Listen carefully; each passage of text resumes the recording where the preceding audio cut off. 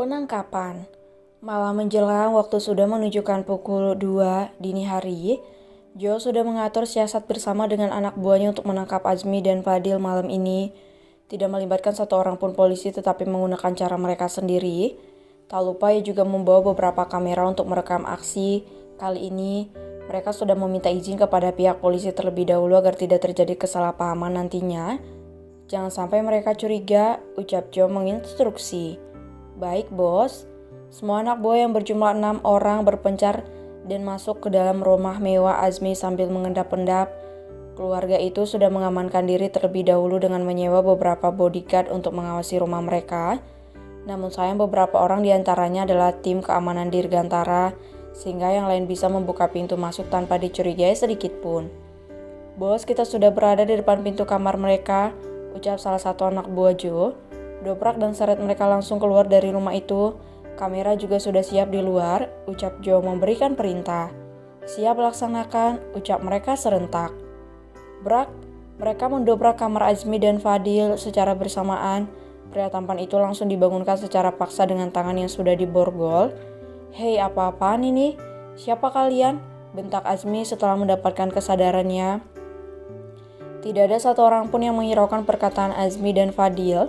Sementara sang nyonya juga ikut histeris melihat suami dan anaknya dibawa secara paksa. Jangan bawa anak dan suami saya, siapa kalian dasar biadab? Ucap Mama Azmi mencegat mereka. Lepaskan brengsek, bentak Azmi yang berusaha untuk melepaskan badannya dari tim keamanan. Saya akan menuntut kalian atas perlakuan ini, lepaskan, bentak Fadil. Mereka segera digotong ke dalam mobil, namun Azmi berusaha untuk melawan dengan menendang orang-orang yang tengah memegangnya. Sayang itu tidak berhasil karena tenaga Azmi tidak cukup kuat untuk memberontak.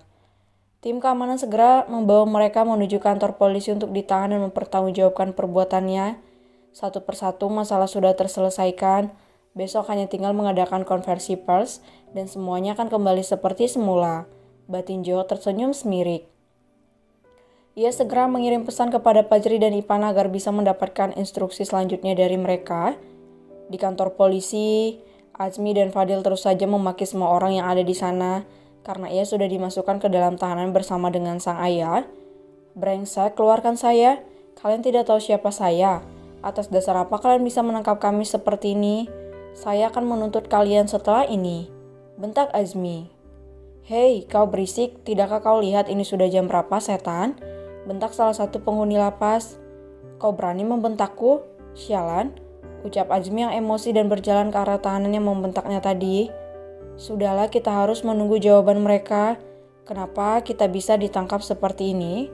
Ucap Fadil menatap Azmi dengan tajam. Tapi Pak, serga Azmi. Sudah, ucap Fadil tegas. Prok, prok, prok. Tepuk tangan menggelegar di depan ruang tahanan itu dan membuat mereka terkejut bukan main. Seorang gadis cantik dengan mata tajam dan wajah yang garang berdiri di hadapan mereka dengan emosi yang membuncah.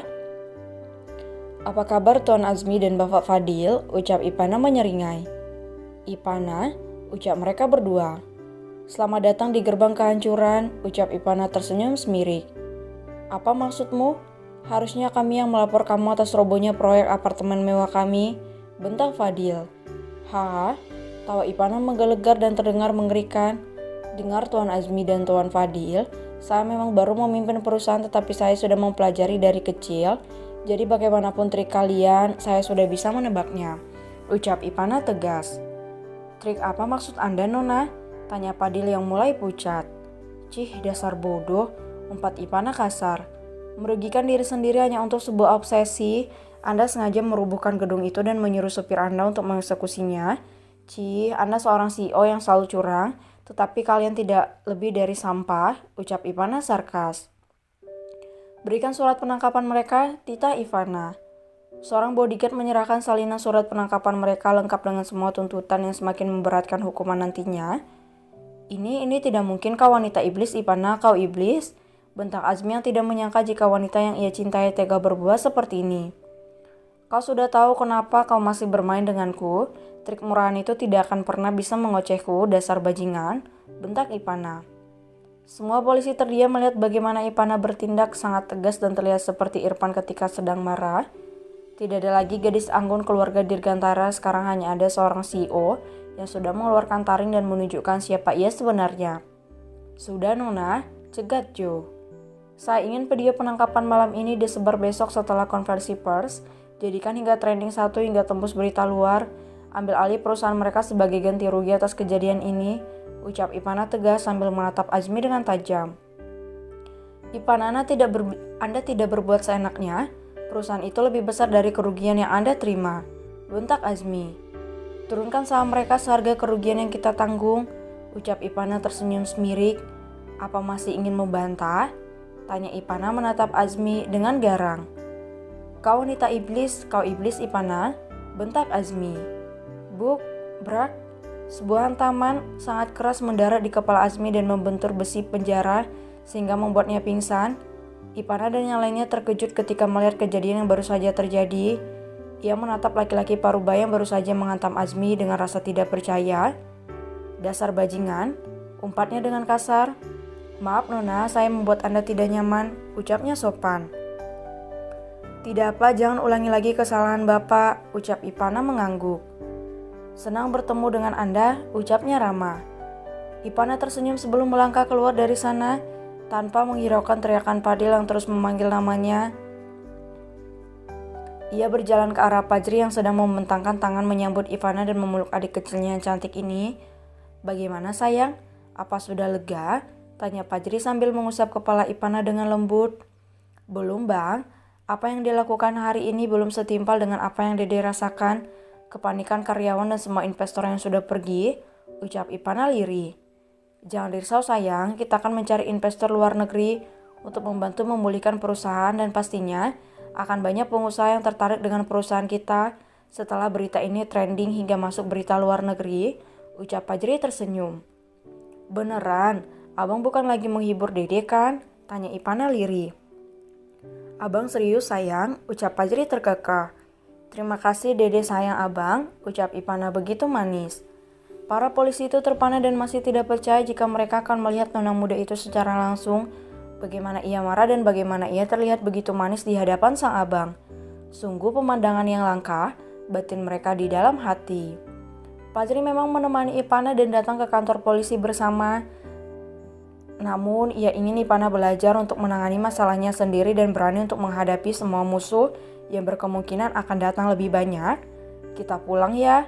Sebentar lagi pagi akan menjelang. Kita harus bersiap-siap untuk melakukan konferensi pers. Setelah ini kita bisa beristirahat, ucap Fajri menggendong Ipana di punggungnya. Dede merasakan sedikit. Lega bang, ucap Ipana menyandarkan kepalanya di bahu Fajri. Besok Dede akan merasa lebih lega lagi, ucap Fajri tersenyum. Mereka segera menaiki mobil dengan kawalan yang cukup ketat menuju rumah. Masih ada waktu 2 jam untuk beristirahat. Tanpa ada yang menyadari, seorang laki-laki yang masih berdiri menatap kepergian Ipana dengan perasaan yang masih tidak percaya. Gadis cantiknya yang menggemaskan bisa berkata kasar, tegas dan membuat orang mati kutu di hadapannya. Semoga masalah ini cepat selesai sayang. Maaf, aku tidak bisa membantu kamu dalam banyak hal, ucap Tono yang sengaja mengikuti Ipana. Ia tidak tidur setelah mengantarkan Ipana pulang dan memilih untuk menunggu kekasih hatinya di bawah jendela kamar Ipana. Namun, ia melihat sebuah mobil keluar dengan buru-buru dari rumah itu sehingga Tono memilih untuk mengikutinya. Ia bergegas untuk pulang dan mengistirahatkan badannya sejenak karena hari baru dengan status baru akan dimulai.